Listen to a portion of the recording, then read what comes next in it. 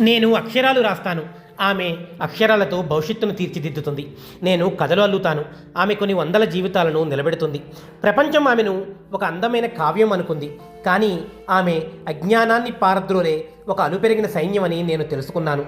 తన మౌనం వహిస్తే శాంతి, తన అడుగు వేస్తే క్రాంతి. కన్నీటిని దిగమింగి విద్యార్థులకు చిరునవ్వును పంచుతుంది.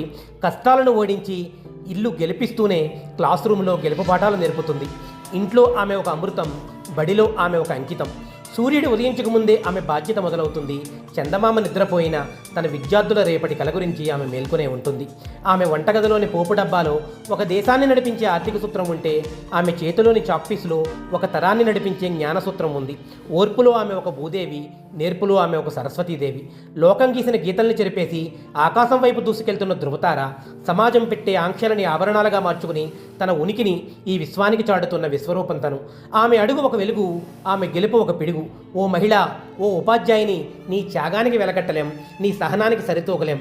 నీవు లేని చోట మనిషి లేడు, మనుగడ లేదు, జ్ఞానము లేదు. నువ్వు అబలవి కాదు, ఈ సృష్టికి నువ్వే అసలైన ప్రబల శక్తివి. ఈ మహిళా దినోత్సవం రోజున నీ భర్తగా, ఒక రచయితగా నీకు నా అక్షర నీరాజనం. అంతర్జాతీయ మహిళా దినోత్సవ శుభాకాంక్షలు.